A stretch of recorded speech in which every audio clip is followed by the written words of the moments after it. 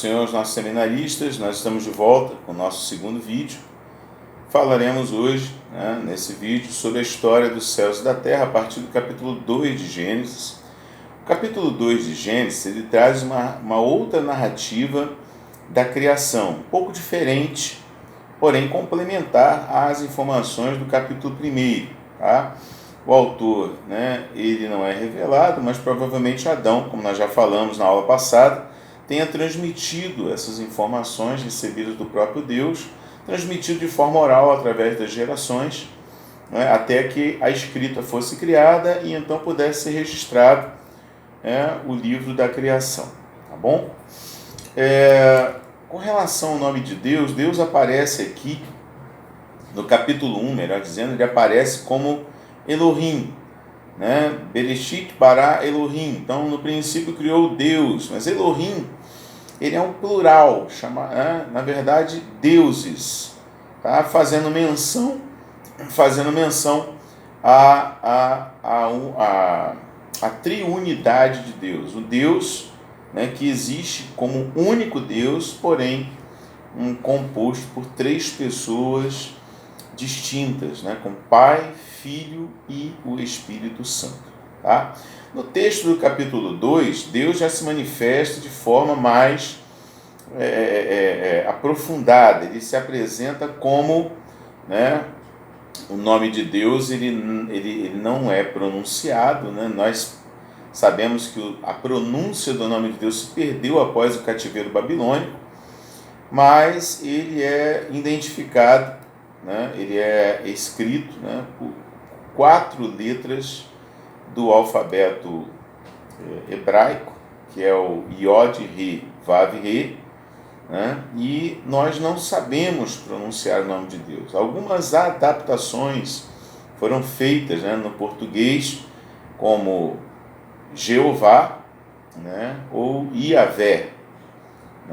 Jeová é menos provável porque a letra J não existe no alfabeto hebraico, seria Ieová ou Iavé, mas nós não temos essa pronúncia, tá? Porque na verdade o alfabeto hebraico ele não possui vogais, não tem o AEU, tá? Posteriormente foram criados sinais maçoréticos, os maçoretas, para que ajudasse a nós ocidentais a entender a língua. Mas originalmente o hebraico ele só tem consoantes. Então, tanto que quando o povo de Israel volta do cativeiro, na Babilônia, eles já não falavam mais o hebraico, eles falavam o aramaico, que é um dialeto parecido, semelhante, mas precisou que Esdras colocasse ali intérprete para que as pessoas pudessem entender o que estava sendo explicado. Eles não entendiam totalmente o que era dito porque se perdeu. Então a pronúncia do nome de Deus se perde após o cativeiro e nós não temos essa pronúncia. Tá? Mas aí, no capítulo 2, ele se apresenta como Iavé Elohim, ou seja, o Deus triuno, o Deus que se manifesta. Eles são 3 pessoas. Então Iavé Elohim, Iavé sendo o nome de Deus. É claro que eu estou aqui usando uma adaptação, nós não sabemos qual é o nome de Deus, e até porque os hebreus tinham medo de pronunciar o nome de Deus de forma errada. O povo hebreu tinha muito respeito ao nome de Deus, até na hora de escrever, dizem algumas tradições que na hora de escrever o nome de Deus na cópia dos manuscritos da Bíblia, a compilação dos manuscritos bíblicos, toda vez que um escriba, um sacerdote ia escrever o nome de Deus, ele trocava a caneta, tinha uma caneta nova para escrever o nome de Deus. Então era tamanho respeito, tamanho temor ao Senhor, e por este motivo, por este temor de estar pronunciando o nome de Deus errado, se perdeu assim a pronúncia desse nome de Deus, tá bom? Então, no capítulo 2 aqui, Deus se apresenta como né, o Deus triuno, né? Mas toda vez que a nossa Bíblia tem a palavra Deus, na verdade é porque o nome de Deus se perdeu, então ele usa essa forma mais genérica, né, de Deus, para sabemos que ele está se tratando do Deus único, do Deus verdadeiro. Enfim, mas essa questão do nome de Deus é uma questão importante, né, a ser observada, e Deus se apresenta aqui como, né, o Eu Sou, o Eterno, né, o grande Eu Sou. Quando ele diz ali a Moisés, diga que o Eu Sou te enviou, porque Moisés pergunta para ele, Senhor, quando me perguntarem quem me enviou, o que eu vou responder? Qual é o seu nome? Ele disse, o Eu Sou. Porque na verdade essas 4 letrinhas aqui, né, o Iod, Re, Vav, Re, eles são a raiz do verbo existir, do verbo ser. Então é como se o nome de Deus, né, significasse aquele que era, aquele que é e aquele que há de vir em todos os tempos, ou seja, o eterno, né? Tanto que na Bíblia hebraica, em vez de Deus, né, usa-se o Senhor, Adonai, Senhor, ou o Eterno. Então, o Eterno é o meu pastor, nada me faltará. O Senhor é meu pastor, nada me faltará. Aquele que habita no esconderijo do Altíssimo, né, que é Elohim, Elohim não, me foge agora. Então, é outro nome de Deus, entende? Todas as vezes que o nome de Deus vai ser pronunciado, ele é substituído por um adjetivo, por uma qualidade, né, uma propriedade de Deus. Então, o Eterno, o Altíssimo, né, e por aí vai. Tá bom? Então, a gente não tem aí a pronúncia do nome de Deus, mas aí Deus vai se revelando gradativamente, né, de forma gradativa, mas se revelando progressivamente, gradativamente, para que possamos ter o conhecimento e o entendimento de quem ele é, né, na Bíblia. O Jardim do Éden, né, no capítulo 2, versículo 4 a 17, fala que não havia chuva sobre a terra, havia uma neblina que regava o solo, né? E aí a Halley, ele diz que provavelmente porque o solo estava muito quente e a água não conseguia chegar até o solo, ela evaporava antes de bater no solo, né, através de todo um processo aí de resfriamento prolongado da terra, mas na verdade nós não sabemos, né, se é esse o motivo, né? Tenta dar uma explicação científica aqui para a não existência de chuva e existência apenas de uma neblina, tá? Mas isso é só para a gente pensar um pouquinho sobre esse texto, né? Não havia uma chuva, né? Havia uma neblina, mas essa neblina regava a terra, tá? A árvore da vida, ela aparece aqui, né, pela primeira vez, indicando que a imortalidade ela está fora do ser humano, né? Não é nosso, não é próprio do ser humano viver eternamente. Mesmo Adão e Eva estavam no Jardim do Éden, mas eles tinham acesso à árvore da vida e através de comer os seus frutos, as suas folhas, em Apocalipse diz que as suas folhas são saúde para as nações, eles teriam ali a sua vida prolongada, mas eles teriam que comer da árvore da vida.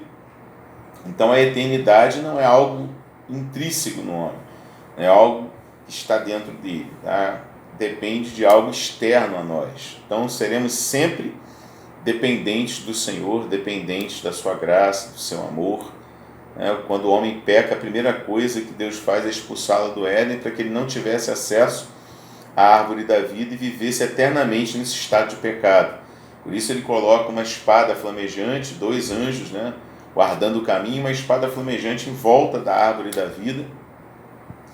Então nós vemos aí que o amor de Deus, a graça do Senhor, né, para com o homem, para que o homem não comesse da árvore da vida e assim vivesse eternamente nesse estado pecaminoso que nós nos encontramos, longe, distanciados de Deus. Então, graças a Deus, né, nós morremos e com fé no Senhor Jesus vivemos a vida eterna que nele está proposta pela fé a todos aqueles que creem, né?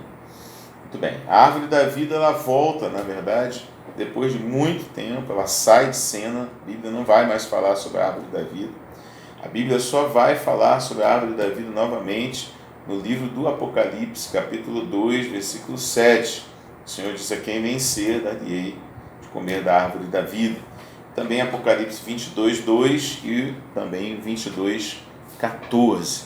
Nós vemos aí que a árvore da vida, ela aparece no paraíso de Deus, né, que está nos esperando. Jesus disse ao ladrão da cruz: ainda hoje tu estarás comigo no paraíso. Então, o paraíso de Deus é real, é para lá que nós vamos, se permanecermos firmes, né, na nossa fé, na promessa da salvação em Jesus Cristo. A árvore do conhecimento do bem e do mal também vai aparecer. Nós sabemos pelos comentários, né, do capítulo 3 de Gênesis, que ela era agradável ao paladar, atraente aos olhos e desejável para dar entendimento. Essas são as características, né, que o texto dá a esse fruto da árvore da vida. Ali Eva fica olhando para aquela árvore, né, e fica seduzida, porque era uma árvore que era desejável, né, aos olhos, ao paladar, né, ela era atraente, de alguma forma atraiu Eva. E é justamente por causa dessa atração que Satanás vai, né, como oportunista que vai se aproximar dela para tentá-la nesse desejo dela de provar do fruto da árvore do conhecimento do bem e do mal. Então ela era desejável para dar entendimento, agradável ao paladar e atraente aos olhos, né? A tentação. O pecado de Adão e Eva foi, na verdade, a desobediência, né, movida pelo seu sentimento de querer ser igual a Deus. Satanás, ele também vai cair por isso, né? No livro do profeta Isaías, vamos ver mais à frente, que Satanás cai porque ele está ali e no seu interior começa a existir um sentimento, né, de usurpar o trono de Deus. Ele quer elevar o seu trono acima das mais altas nuvens, ele quer ser semelhante ao Altíssimo, ele quer dividir o poder, e Deus não divide a sua glória com ninguém. Ele é banido, ele é expulso, e aí se torna Satanás, diabo. A Bíblia o chama de antiga serpente, dragão, né? Então nós vemos aqui também no livro de Gênesis, né, capítulo 2, versículo 18 a 25, nós temos aí a instituição do casamento, da família. Nós vamos ver que Deus, né, foi Deus quem criou o casamento. Deus criou, institucionalizou o casamento, porque a Bíblia diz assim, Gênesis 2, 24, portanto deixará o homem o seu pai, a sua mãe, e apegar-se-á a sua mulher, e serão ambos uma só carne. Um homem, uma mulher e uma só carne. Ok? Então a Bíblia, ela mostra para a gente que, na verdade, Deus criou o casamento. Um homem, uma mulher e uma só carne. O que passa disso é invenção humana, é maligno. Mas o projeto de Deus é um homem, uma mulher, para se tornarem os dois uma só carne. Bom, amados? Eles viviam nus e não sentiam vergonha, né? Halley, ele diz que é possível que tivesse vestido da luz de Deus, mas eles eram totalmente inocentes, né? Inocentes, mas nós também podemos entender que eles estavam ali cobertos pela luz do Senhor, pela graça do Senhor. Em alguns textos eles parecem apontar para isso, né? No futuro também os justos serão vestidos, né, de vestes brancas. Não, nós não vamos andar nus, nós teremos vestes de justiça, né, dadas pelo próprio Deus. Diz assim, Atos 3:4, mas também tens em Sardes, Apocalipse 3:4, mas também tens em Sardes algumas pessoas que não contaminaram as suas vestes, e comigo andarão de branco, porquanto são dignas disso. Então a Bíblia fala de vestes brancas, vestes de luz, vestes, né, que serão dadas aos santos no futuro, na eternidade com Cristo. Também Apocalipse 21, 23 diz: a cidade não necessita de sol nem de lua, para que nela resplandeçam, porque a glória de Deus a tem iluminado, e o Cordeiro é a sua lâmpada. Então, a Bíblia vai dizer, vai falar, vai mostrar para nós um futuro, né, onde os justos são vestidos, né, de vestes brancas ou vestes de luz. Halley, no seu manual bíblico, ele diz que provavelmente Adão e Eva estivessem envoltos, né, nessa glória de Deus, e por causa disso, em santidade, pureza, eles não tinham malícia, não tinham maldade, né? É claro que o sexo era abençoado por Deus, existia, portanto, tanto que a ordem de Deus foi crescer e multiplicar-vos, mas não haveria malícia, né? Esses sentimentos que Paulo chama de obras da carne, como a prostituição, o adultério, né? O homem não ia ter esse comportamento, ele era inocente, né? Mas Halley diz que eles tinham vestes, né, espirituais, tá bom? Nós vemos também que no capítulo 3, a serpente, ela é aqui apresentada, né? Mas ela se apresenta, ela é representada falando por si mesma, né? Mas nós vamos ver na Bíblia, tá, que a serpente, ela é Satanás, ou melhor, Satanás está na serpente, né? Como está aqui em Apocalipse 12, versículo 9 e Apocalipse 20, versículo 2. Eu vou ler para vocês. Apocalipse 12, 9 diz: e foi precipitado o grande dragão, a antiga serpente, chamado Diabo e Satanás, que engana todo o mundo. Ele foi precipitado na terra e os seus anjos foram lançados com ele. Então, o livro do Apocalipse revela que a serpente, na verdade, era o dragão, né, chamado Diabo e Satanás. Então, no livro de Gênesis aparece a serpente, ela falando por si mesma, ela representa a serpente, mas, né, o livro do Apocalipse vai nos revelar que era Satanás, o diabo, que estava na serpente, né, tentando a Eva. Em Apocalipse 20, versículo 2, a Bíblia diz: e ele prendeu o dragão, a antiga serpente, olha aí, que é o diabo e Satanás, né, e amarrou por 1000 anos. Então, na verdade, essa serpente era um animal criado por Deus, mas de alguma forma Satanás entra na serpente e usa ali a serpente como um veículo, um instrumento para tentar a Eva, né? E nós sabemos que o homem vai cair, né, devido a essa tentação, tá bom? E assim como na raça angelical, né, entre os anjos, o pecado, né, ele vai passar a existir pelo desejo de Satanás de querer ser igual a Deus, né, de levar o seu trono acima das mais altas nuvens para ser semelhante a Deus. Também, né, um relato aqui em Isaías capítulo 14, versículo 13, que diz assim: e tu dizias no teu coração: eu subirei ao céu, acima das estrelas de Deus exaltarei meu trono, e no monte da congregação me assentarei, aos lados do norte. Subirei sobre as alturas das nuvens e serei semelhante ao Altíssimo. Então o profeta Isaías, ele revela, né, o desejo aí, o sentimento que existia dentro do coração desse ser angelical, né, de querer ser igual a Deus. E há uma semelhança, porque o que ele vai propor a Eva é que ela seja igual a Deus também. Ela tem, Satanás, ele vai instigar essa ambição maligna dentro do coração de Eva, né? Em Gênesis, no capítulo 3, versículo 4, a Bíblia diz assim: então a serpente disse à mulher: certamente não morrereis, porque Deus sabe que do dia em que comerdes, né, do fruto do conhecimento do bem e do mal, se abrirão os vossos olhos e sereis como Deus, sabendo o bem e o mal. Então Eva também foi tentada, né, atraída, né, por esse sentimento de querer ser igual a Deus, de ter o conhecimento de Deus e assim assumir o poder da própria vida, não dependendo mais de Deus. Eu vou ser igual a Ele, eu vou ter o mesmo poder, o mesmo conhecimento, então não vou precisar depender de Deus. Então o pecado é, na verdade, o homem na sua tentativa de ser independente de Deus, né?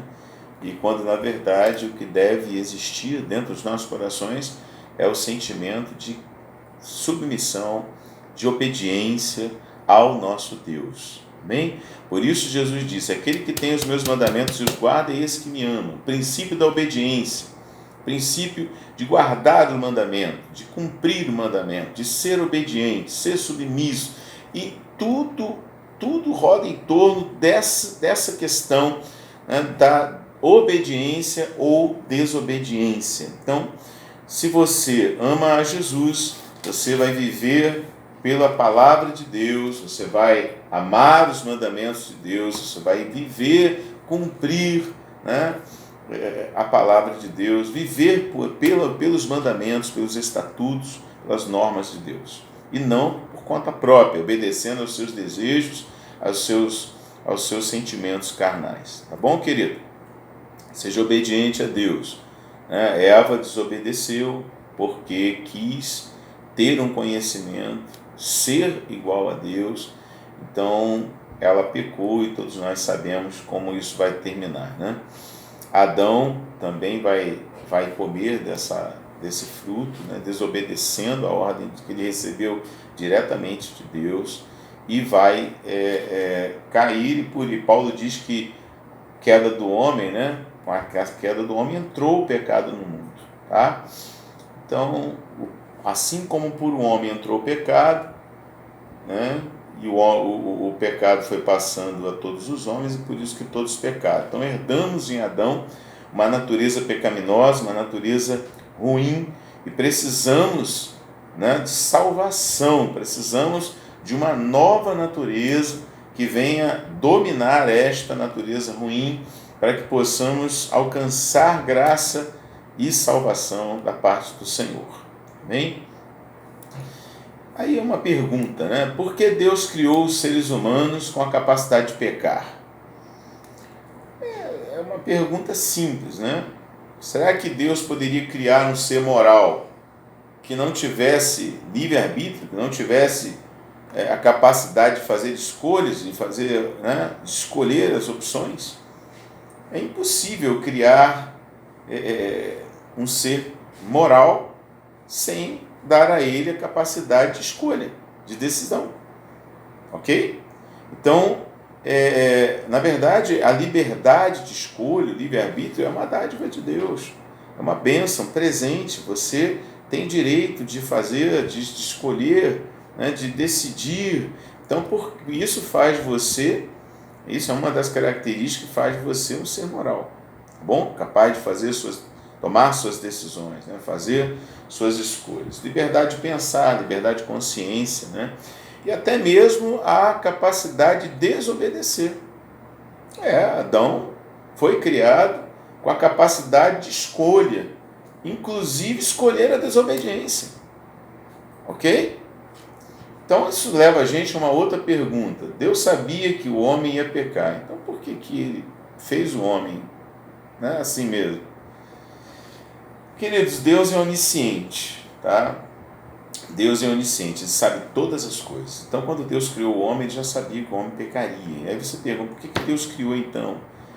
Nós aceitamos as decisões de Deus pela fé, querido. Tá? Agora, é claro que Deus não queria robôs, né? Deus não queria fantoches que Ele pudesse controlar. Ele queria seres inteligentes, né? Seres morais que pudessem tomar suas próprias decisões, né? E escolhessem, decidissem pela obediência, por fazer a vontade de Deus. Você entende que Deus não quer robôs ao lado dele por toda a eternidade? Deus quer seres inteligentes, morais, que tomem suas decisões e estejam de livre e espontânea vontade ao lado dele.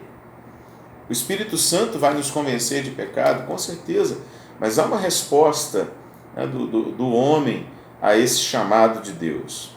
Okay? Alguns dizem que não, né? Há pessoas que pregam uma predestinação fatalista, onde o homem não decide nada, ele não escolhe nada, mas eu não acredito nessa teoria. Eu acredito no livre-arbítrio, eu acredito que Deus não criou robozinhos que vão fazer o que ele mandar apenas, e eles não têm uma escolha. Não, eu entendo que Deus criou homens, seres morais, inteligentes, capazes de pensar, capazes de fazer escolhas, tomar decisões, exercer sua vontade.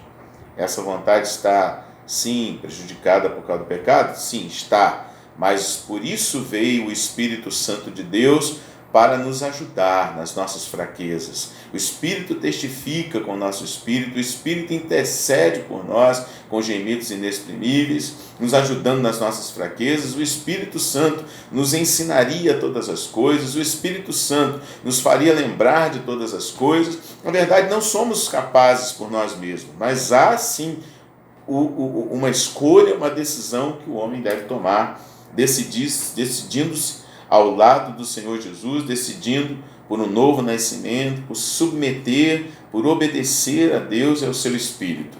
Amém, amados? Glória a Deus.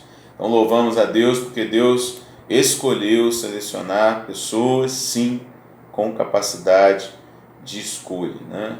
Deus, na verdade, deu essa escolha. E está aí. Você decide obedecer ou desobedecer. Senão Paulo não diria, não cumprireis as concupiscências da carne. Né? Poxa, se eu tenho, né, o poder de não cumprir, então eu tenho, sim, o poder da escolha, da decisão, né, a ser tomada. Tá bom? Vamos ver aqui alguns efeitos do pecado sobre a natureza. Né? Nós vemos aí um ódio generalizado às cobras. Né? Numa cultura cristã, as pessoas têm aversão à serpente. Deus disse que ia colocar inimizade entre a mulher e a serpente, né? Entre a descendência. Inclusive a primeira profecia messiânica faz menção a essa adversidade, claro, aí profeticamente, né?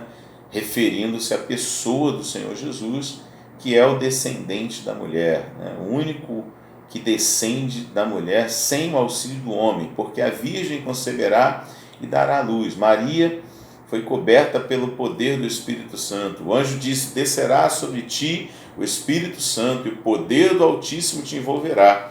E então o Espírito Santo gerou, né, o corpo, né, gerou a Cristo dentro do ventre de Maria, sem o auxílio de José, sem o auxílio do homem.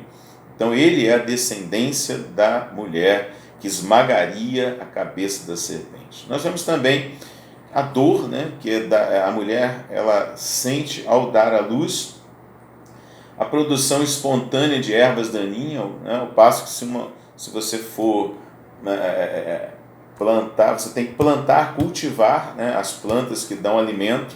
As ervas daninhas, o mato, o capim, os espinhos, eles nascem espontaneamente. Não precisa plantar, não. A terra produz isso. Né? Agora, as plantas que geram alimento, né, que geram remédio, elas precisam ser cultivadas pelo gênero humano.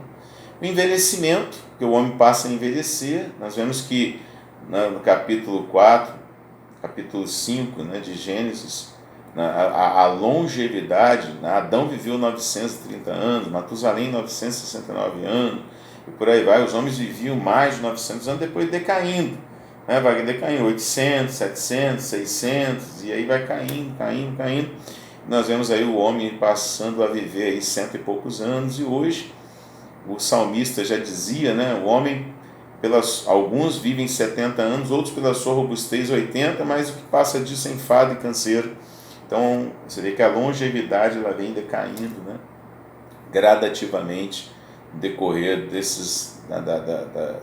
pecado, né, no mundo. Tá? Então, vieram também as doenças, né, os germes, são os fungos, os vírus, as bactérias que passaram a existir para enfermar o homem. E a morte como consequência do pecado, né? A decadência da longevidade, nós já falamos. E aí o descendente da mulher, né? Que é Jesus Cristo, Gênesis capítulo 3, versículo 15, é a primeira profecia messiânica, é a primeira palavra profética, né, referindo-se ao Messias, né, a Jesus Cristo, que viria para esmagar de uma vez por todas a cabeça da serpente, salvando o homem do seu pecado. Tá? Remédio para o pecado do homem viria pela descendência da mulher. A mulher trouxe o pecado, mas agora a mulher traz a salvação. É um instrumento usado para trazer a salvação ao mundo. Em João, no capítulo 1, versículo 14, a Bíblia diz: "E o Verbo se fez carne e habitou entre nós, e vimos a sua glória, como a glória do unigênito do Pai, cheio de graça e de verdade." Então, a descendência da mulher, o Verbo divino, ele vem em forma humana, encarnou, né? O Verbo se fez carne, habitou entre nós e vimos a sua glória. Graças a Deus por isso. Também em Filipenses capítulo 2, versículos 5 a 11, eu vou ler para você, leia comigo, diz assim: "De sorte que haja em vós o mesmo sentimento que houve também em Cristo Jesus, que sendo em forma de Deus, não teve por usurpação ser igual a Deus, mas esvaziou-se a si mesmo, tomando a forma de servo, fazendo-se semelhante aos homens. E achado na forma de homem, humilhou-se a si mesmo, sendo obediente até a morte, e morte de cruz. Por isso também Deus o exaltou soberanamente, lhe deu o nome que é sobre todo o nome." Também Paulo falando aos Filipenses a respeito, né, de Deus ter se esvaziado da sua glória e habitado aqui como homem, Jesus Cristo, homem, 100% homem, 100% Deus. A Ele toda a glória, louvor para sempre. A expiação, ela é efetuada, né, efetuada por Jesus Cristo, ela tem como base a universalidade, né, do gênero humano, né, a unidade da raça humana, né, melhor dizendo. Romanos capítulo 5, 12 diz: "Portanto, como por um homem entrou o pecado no mundo, e pelo pecado a morte, assim também a morte passou a todos os homens, e por isso que todos pecaram." Então, Eva era a mãe de todos os viventes. Todos descendem de um único casal, Adão e Eva. Então, quando Cristo morre pela humanidade, esse sacrifício baseia-se na unidade da raça humana. Ok? Romanos 5, versículo 17 também diz, 17 e 18, "Porque se pela ofensa de um só a morte reinou por esse, muito mais os que recebem a abundância da graça e o dom da justiça reinarão em vida por um só, Jesus Cristo." 18. "Pois assim como por uma só ofensa veio o juízo sobre todos os homens para a condenação, assim também por um só ato de justiça veio a graça sobre todos os homens para a justificação da vida." No versículo 19 ele diz: "Porque como pela desobediência de um só homem, Adão, muitos foram feitos pecadores, assim pela obediência de um, Jesus Cristo, muitos serão feitos justos." Então a salvação